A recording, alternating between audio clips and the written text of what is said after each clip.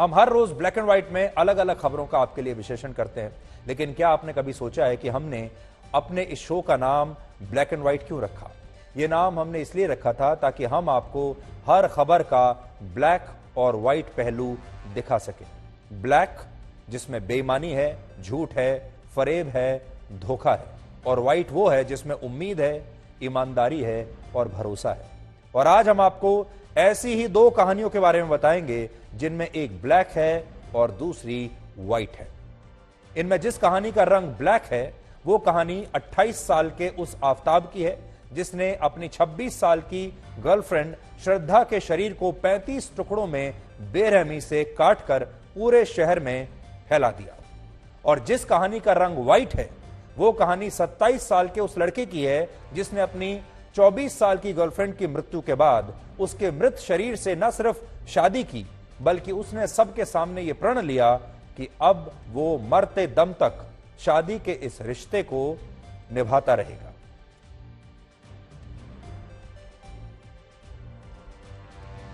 इस लड़के का नाम है बिटुपन तमुली और यह असम के नौगांव जिले का रहने वाला है। आज आपको यह देखना चाहिए कि लगभग एक ही उम्र के बिटुपन और आफताब की सोच और मानसिकता में कितना बड़ा फर्क है, और यह उतना ही फर्क है जितना ब्लैक और व्हाइट में, रात और दिन में। आफताब ने जहां इस रिश्ते में श्रद्धा का सिर तन से जुदा कर दिया, वहीं बिटुपन ने मृत्यु के बाद भी अपनी गर्लफ्रेंड से जुदा ना होकर एक सच्चे रिश्ते की मिसाल पेश की।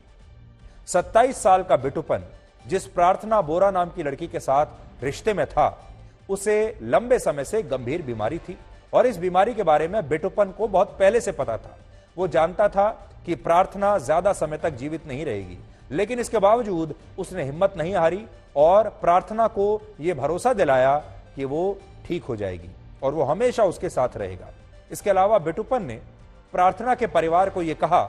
कि वो ये जानते हुए भी इस लड़की से शादी करना चाहता है कि उसके पास अब ज्यादा समय नहीं बचा है। और बड़ी बात यह है कि इन दोनों लोगों के परिवार इनकी शादी के लिए राजी हो गए थे, क्योंकि इस लड़की की अंतिम इच्छा यह थी कि वो बिटुपन के साथ शादी के मंडप में 7 फेरे ले। लेकिन दुर्भाग्यवश इसी महीने की 18 तारीख को प्रार्थना की मौत हो गई और इसके बाद जो इस लड़के ने किया उस पर शायद आपको यकीन नहीं होगा। बिटुपन ने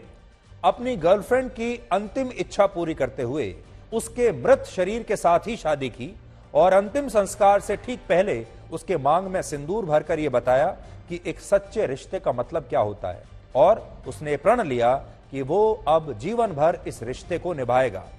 आज जब पूरा देश आफताब और श्रद्धा की टुकड़े टुकड़े वाली कहानी से हैरानी में है, आप सब भी दिन भर उसके बारे में बात करते होंगे, आप सब भी हैरान होंगे, तब ऐसे में आपको बिटुपन और प्रार्थना की यह कहानी जरूर देखनी चाहिए जो ये बताती है कि सिर तन से जुदा करने वाले इस दौर में ऐसे लोग भी हैं जो एक दूसरे से जुदा नहीं होने की सच्ची मिसाल पूरे समाज के सामने पेश कर रहे हैं।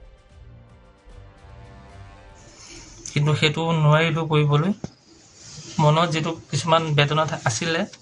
সেই বেদনাখিনি মই নিজে মানে কালি বহুত আবেগিকো আছিলো আবেগিক হৈ মই তেওঁ আপোনাৰ সেন্দুৰ দিলো মালা দিলো কাৰণ প্ৰেম চিৰ যুগমীয়া মোৰ নিবিচাৰো যেন আৰু নেক্সট মোক মই বেলেগ কিবা ষ্টেপ লম ফিউচাৰলৈ মোৰ এইটো আজিলৈ ভাবা নাই আৰু নাভাবিম। बिटुपन और आफताब की कहानी में कुछ समानताएं होने के साथ साथ कुछ बुनियादी फर्क भी हैं। आफताब और श्रद्धा की तरह बिटुपन और प्रार्थना भी काफी समय से एक दूसरे के साथ एक रिश्ते में थे और श्रद्धा की तरह प्रार्थना भी बिटुपन से शादी करना चाहती थी। लेकिन जब श्रद्धा ने आफताब से शादी करने के लिए कहा तो आफताब ने उसके 35 टुकड़े कर दिए, लेकिन जब प्रार्थना ने बिटुपन से शादी के लिए कहा तो उसने यह वादा उसकी मौत के बाद भी निभाया।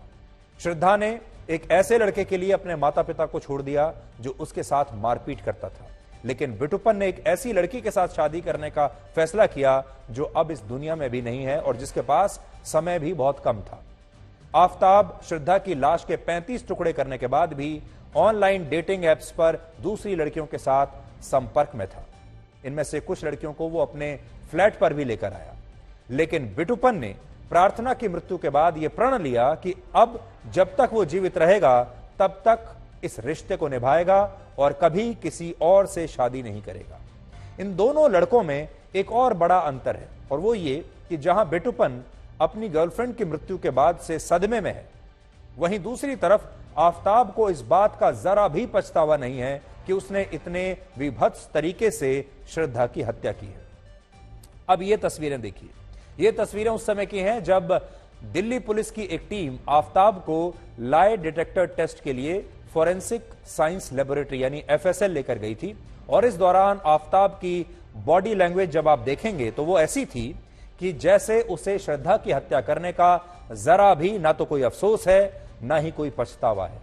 असल में इतनी बड़ी घटना के बाद भी आफताब के कंधे और उसका सिर शर्म से झुका होना चाहिए था, लेकिन इन तस्वीरों में आप आफताब को सीना चौड़ा करके चलते हुए देख सकते हैं जैसे कि कुछ हुआ ही ना हो। आप भी देखिए।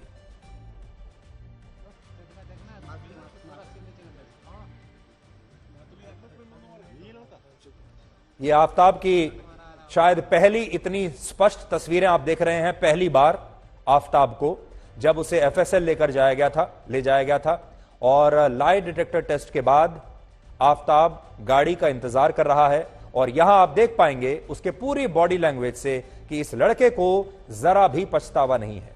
इसके कंधे झुके होने चाहिए थे, सिर शर्म से झुका होना चाहिए था, लेकिन ये एक तरीके से आप देखेंगे तो सीना चौड़ा करके ही वहां खड़ा है और इसकी पूरी बॉडी लैंग्वेज देखकर आपको जरा भी ऐसा नहीं लगेगा कि इसे किसी भी तरह का कोई भी अफसोस है या पछतावा है। आप खुद देखिए इस लड़के को, बिल्कुल निश्चिंत ये आपको यहां नजर आ रहा है।